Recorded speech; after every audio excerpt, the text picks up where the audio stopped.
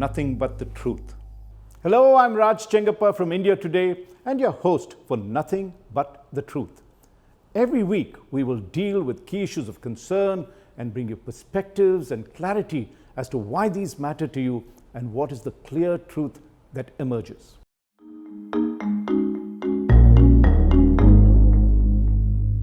Till now, the startup sector has been the pride of India, particularly the fact that India now has the third largest startup ecosystem in the world, next only to the US and China.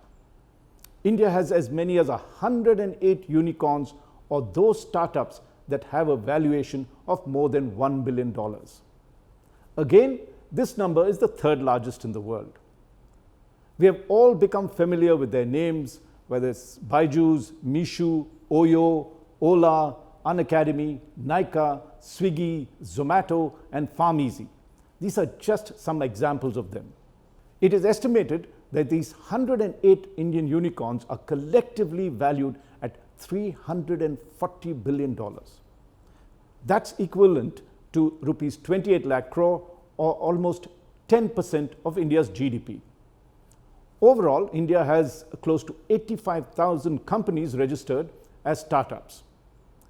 And in the past 3 years, they have given direct jobs to 8,60,000 people. That's how important the startup sector in India has become.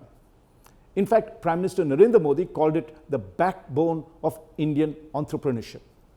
It was the COVID pandemic that fueled the unprecedented boom as demand for online services, as we all know, for education, food, entertainment, lifestyle, and health grew exponentially. Now, unfortunately, this success story is in deep, deep trouble, and many of these famed startups are experiencing a steep fall in valuations. Byju's, which is the most well-known of them, was valued at $22 billion in 2022, that is last year, and it is now down to $5.1 billion, a drop of close to 75% of its value in just 6 months. Swiggy's valuation too plummeted from $10.7 billion to $5 billion. That's a 50% cut. There are other big names that have faced a similar drop in values, but we won't get into that now. Just to say that not just this problem, most of these companies have laid off staff. The estimates are that in 2023 alone, that is this year, over 25,000 people have lost their jobs in just 88 of these startups. If all the startups are put together, the numbers who have lost jobs would be more than double the quoted figure. Funding of these startups too have dropped significantly, and I'm just going to one of the figures. I don't want to crowd your thinking with figures. Let me just say that in 2021, at the peak of COVID, Indian startups received $35.2 billion in investments. In comparison, in the first half of 2023, that is this year, the startups have got only $3.8 billion and is likely to end up with less than $20 billion this year, which is a 40% drop in funding. What Indian startups are experiencing is the biggest shakedown in recent years. So why did this sector lose its sheen? What caused the fall? And what can be done about it? These are important questions, and recently at the India Today South Conclave in Thiruvananthapuram, I spoke to Kris Gopalakrishnan, the former chairman of Infosys, who is now chairman of the Acceleron Ventures. His company is an early stage startup accelerator and also does venture funding. He is considered a guru in information technology, having recently authored a book on the history of this path-breaking sector in India. My first question to Kris Gopalakrishnan was the reason for this steep fall of the startups in terms of valuations and investments, and his assessment of its impact. Here is what Kris told me.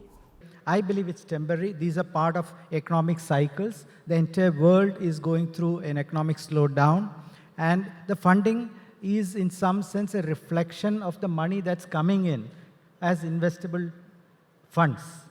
and investable funds have come down. See, interest rates have gone up, so it really attracts investment, and investors, when they have multiples avenues for investment, they look at what is safer.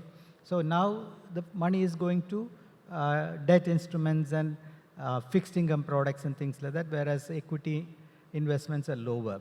So startups are seeing a slowdown because of that. Second, we have also gone through some significant downfalls. The FTX in the US, and we have had a couple of scandals here in India also. And when this happens, again, the investors pull back, right? And they say, let me review everything thoroughly. Let me take my time to figure out what is really going on. So to me, it's temporary. I am very, very bullish on India's startup ecosystem over the medium to long term. India is the best place for a new business because this is going to be the fastest growing economy in the world. We will go from 3.5 trillion to 20 trillion, 30 trillion, maybe even 40 trillion, which means that lots and lots of new businesses have to be created. A lot of these businesses will use disruptive technology to create a impetus, a acceleration. And so I believe India is the best place to be. No, that's very reassuring, except for all those people who lost their jobs. There's been a huge cutbacks in an academy. It's been you've seen all the big companies sort of knock off people quite ruthlessly. I'm not sure if Infosys also had a cutback a bit, but not as, Fortunately, the IT services industry has not had a layoff. Maybe, some people who are not performing, when things slow down, you let go. Right. But, I want to address this head on. In a dynamic economy, in an economy that needs to support new business creation, just like investors are taking a risk, you need to understand that employees who join startups are taking a risk. Everybody who gets associated with a startup is taking a risk. So let's say if 9 out of 10 startups are expected to fail. Now, if you join those 9 that fail, how can you expect the job to be there? Well, Infosys was a startup when it happened, and if you look at a lot of the companies here, they were formed only 50 or even 30 years back, as you were mentioning earlier, whether it was Microsoft or any of these companies, they were originally. So if you look at the startup waves in India, Infosys, let's give it the grant that it's mid-90s was the first wave. Second and third, were there better waves, or why didn't we see the same fallout that was happening in those times? There were fallouts. When Infosys was started, many other companies were started, right? Only few survived, Infosys, Wipro, TCS, but many that failed, we don't talk about today. I don't want to name any company because they're all friends, but many didn't succeed. Many didn't succeed as much as an Infosys or a Wipro or a TCS. So I consider that as the late 70s, early 80s as the first wave. The second wave is when Mindtree, Cognizant, that's the late 90s. The third wave is the 2008, so immediately after the financial crisis. Flipkart is an example of the third wave. And the fourth wave is the 2015 onwards, when Prime Minister Modi supported startups right from the top. And that's that's the fourth wave. And these are, waves, and, many fail, but some survive. Many may not make it to the same level of growth. They may turn out to be MSMEs and things like that. And that's the nature of the innovation ecosystem. And we need it because these are the, the disruptions that bring new technology to the society. And these are the businesses that create an acceleration in the growth of the economy. So if India, grows at 5 to 6%, to take it to 10%, you need a robust startup ecosystem because they will grow very fast. Now, if you look at what has happened, I mean, there was a boom because of COVID. COVID didn't allow us to go outside, so we started ordering food. So all the food startups really did well. Education startups, because you couldn't really go to college or school, so Byju's and everyone flourished. suddenly after COVID ends, you see this huge dip. Now, is there a need to broad-base startups beyond the obvious sort of things that happen in society? Innovative. Where do you become the kind of, Oyos or whatever it is that's there? Olas and, so there are opportunistic businesses. These are businesses that take advantage of something that happens in the short term. So if you look at COVID, the remote tutoring, right? Stay at home and tutor students, etc. I believe that's a temporary phenomenon. Now, a permanent phenomenon is online education, especially for continuing education, people who are working, etc., or people who want to take their own time to graduate, etc. So that is a long-term phenomenon. So you need to differentiate between these two, and any business that wants to create an institution has to have long-term value proposition and must stay continuously relevant. See, if I look at the IT services industry, and we have extensively researched this for our book. When Infosys was started, we were working on mainframe computers. COBOL was the programming language. Look at today, right? It's mobile phones, and the programming languages are Python and things like that. Very different. But these companies have stayed relevant. They have made sure that they can find solutions to customers in all these technology transitions. So the technology transitions from mainframes to PCs to internet to mobile telephones, now IoT, cloud computing, but these companies have stayed relevant. So when you build a long-term institution, you have to stay relevant. India today, right? Has stayed relevant through the ages. Despite the fact that everyone's gone digital, we are still there. Yes. So you have to create the relevant social media handles and all that stuff. So this is what is required to create a long-term business. I think that's lesson one for startups, is it must be relevant to whatever's happening and a certain long-term. There has to be a long-term vision of what your solution is going to bring value to your customers. So that has to be there. Now let's do lesson two, since you're the guru on this.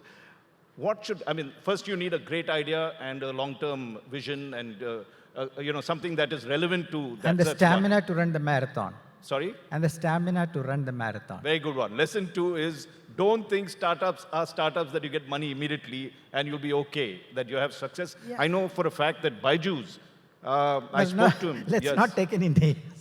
No, I'm just giving a very positive story. I interviewed him a couple of months ago, and he said he was in a village in Kerala and he was great at tutoring. And then he took that idea, but it took him something like 10 years to really think. It was not overnight that he became a success. It's not an over. Yeah, but yes, continue, yes. Yeah. So, see, making money is the outcome of providing value to somebody called a customer. If you don't provide value, if you don't create a valuable business, don't expect money to come. Very interesting. So because that's lesson three. You don't create a business to make money. You create a business to serve your customer. Wonderful. Yeah. And a result of that is, hopefully, if the customer is very happy, they tell other customers, and you grow very rapidly, you make money. So you have relevance that you said, lesson one. Lesson two is? Marathon. Marathon man. And number three is? Long-term value creation. Right. Focus on serving your customers, money will come. Okay, the other lesson we'd like is, where do you go and get the funds from? Does the government give? How do you go out actually and ask people, look, I've got this idea, how do you shop around? Yeah, so any person who wants to start a business must be a salesperson, must have a good knack for selling the idea. Lesson four is selling. Selling is very, very important. I think we have to become good at it. I was definitely not good at it, but over time, I've become better and better at it. The pitch that you make. So, of course, there are quote-unquote venture capital funds. These are funds that invest in risky bets, which is what startups are, right?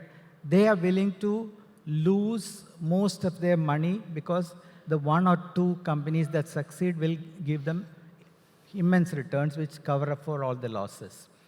So a fund in its lifetime will invest approximately in 40 companies. Out of those 40 companies, 20 will lose money, 0 return. Wow. Maybe 10 will give you some return. 5 or 6 will give you maybe 2 times, 3 times what you invested. So what is the... And 1 or 2 will Right. give you 100 times return. That makes up for all other losses. So So that's if- how you structure a fund. If you have to understand a venture capitalist, and I'm a startup, what is lesson 6, let's call it, of trying to, one is to make the pitch, right? But what is it that he's looking for that you must go and touch his core and says, look, I like what you're doing? So, what you look for is, do they have the passion? Do they have the depth of knowledge? Do they have the energy to run the marathon? Is it a plausible idea? Is the market size large enough so that they can exponentially scale up? Is it a disruptive idea? That means it has to be a better mousetrap than what exists today. So you look at all this. Are they leveraging technology? So you look at, and do they I have like the prior word you use, mousetrap. What do you mean by mousetrap? I'm saying, what exists today, this has to be an order of magnitude better. Okay. When you say mousetrap, you mean that you Better don't get product. trapped in a little... Better product. No. I'm saying it's a better product. A better product. Okay. I thought it was that you get caught in your... Yeah, but coming also to the government, I think that's also very important. The government did show a lot of interest in startups. What is it that the government, say, the government of India and say government of Kerala has done? And how would you assess their contribution to the startup? And what would you advise them to do more? See, it has to be led from the top. Right. This is my personal belief, where the chief ministers have come forward to support the startups personally. Those states have actually done very well. Right. So, if you list, Kerala has done a good job, I believe, in startups. The startup village concept that Kerala created, they have a maker village in Cochin. These are all, very innovative ways in which to promote startups, etc.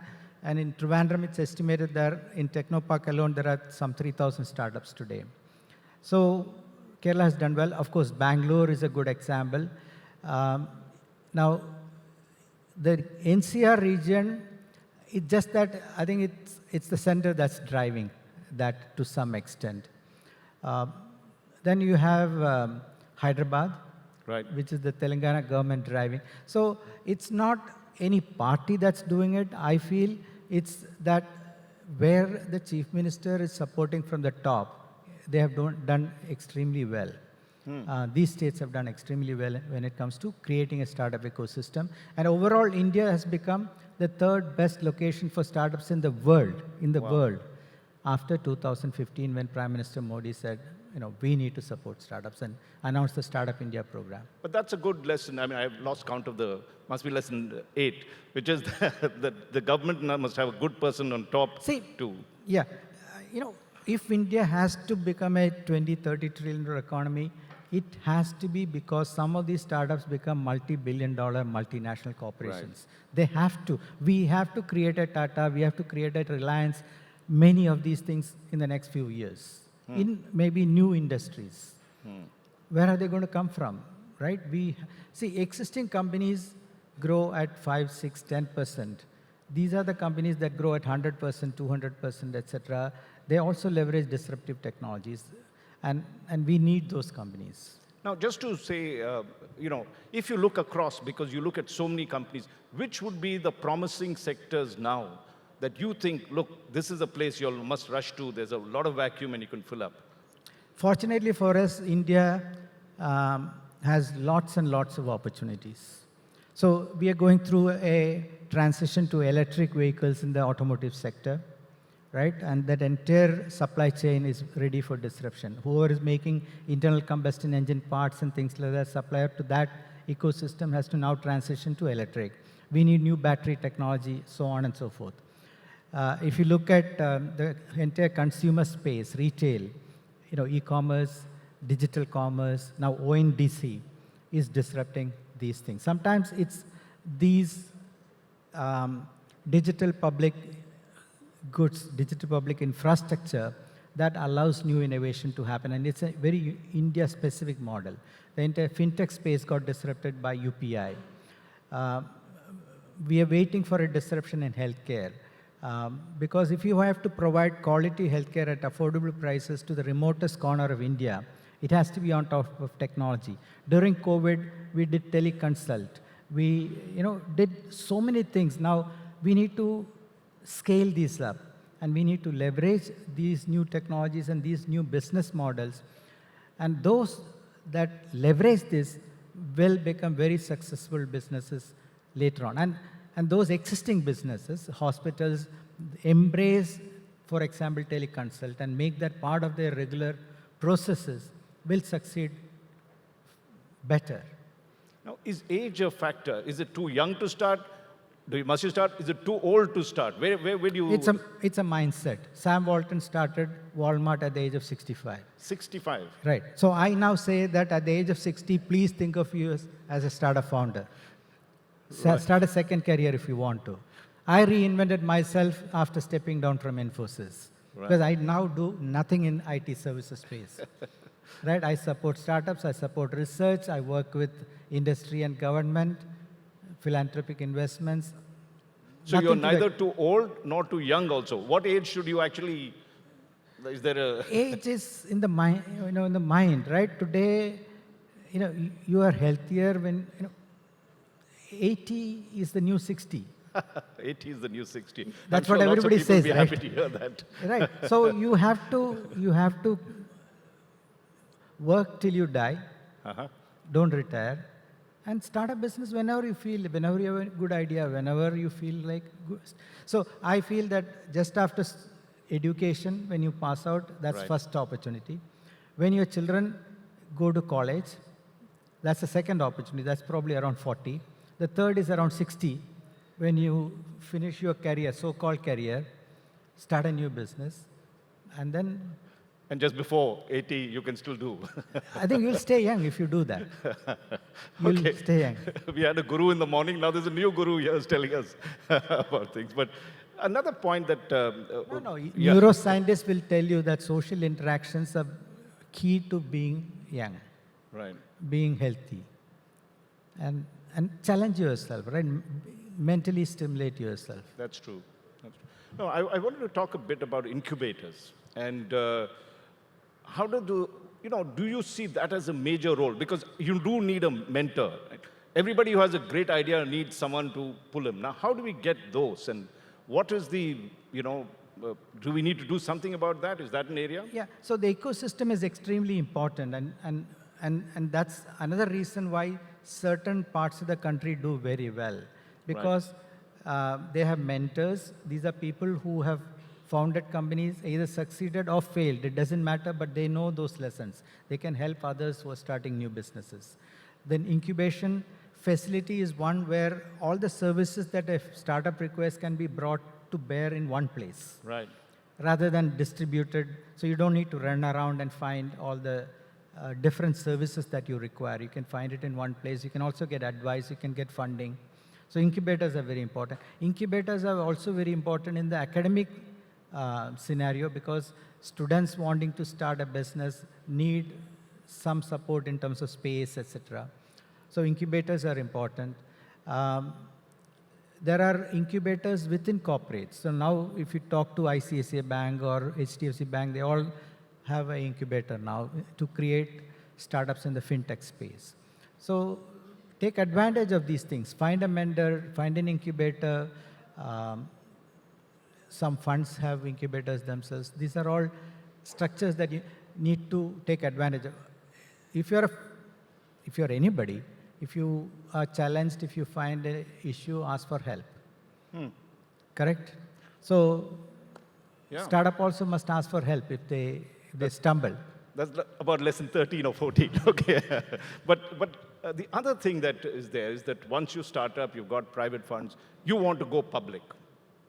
What is the advice on that? Many people, we've seen Paytm and others go public and suddenly it looks all bad. Sorry, I should name names. They've picked up since then, right? Okay.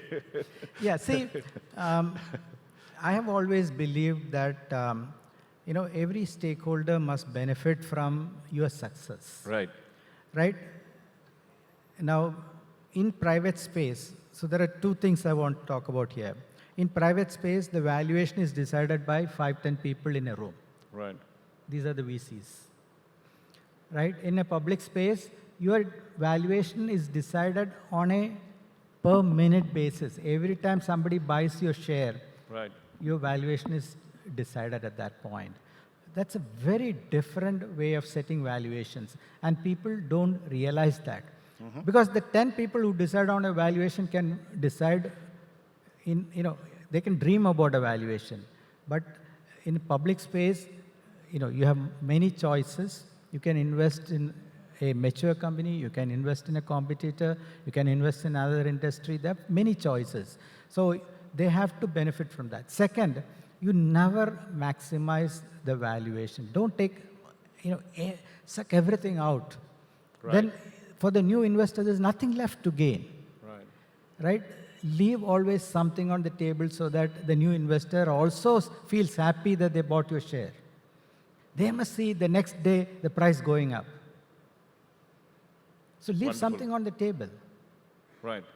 The way to success on IPOs. But we have a lot of youngsters I can see across in our audience. They're sitting behind. But what would your advice be to them? Look, they must have done college, just coming out. They've got bright ideas.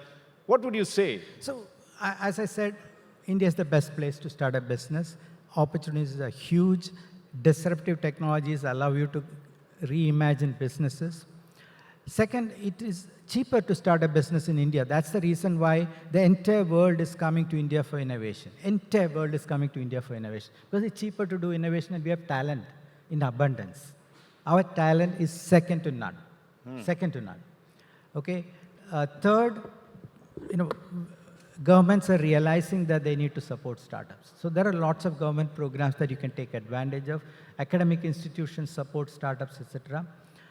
What you need is, you need to make sure that for the next 5 years, you can live on a shoestring budget or zero income. Because starting a business is a risky business. Right. You must be willing to rough it out. You have to willing. Now, I say if you're going to get married, don't do a startup also. You can't take two challenges at the same They're time. not happy with that thing. Don't get married too quickly, he says. Right? Because you can't take multiple challenges at the same time. Right. So you need to be very clear that you are able to rough it up for some time. It's very important. You are able to take risks. If a family is dependent on you, they are looking at you to get a good job and support them, do that. Maybe at a later stage you can do a startup. So then, of course, you need an idea, you need a team, you need to have a story, you need to pitch it to venture capitalists, and there's a lot of luck. So there you have it. Kris Gopalakrishnan is one of the most credible experts in the business. His is the voice of wisdom. And he had plenty of good advice for entrepreneurs across the country, both young and old. Most important, he said that he remains bullish of the Indian startup scene, especially in the long term. For more details on the big shakedown of startups, you can read the cover story on the subject by my colleague M.G. Arun in India Today magazine. It's the latest cover. Thank you for being with me on the show. Look forward to having you with me next week. Nothing but the truth.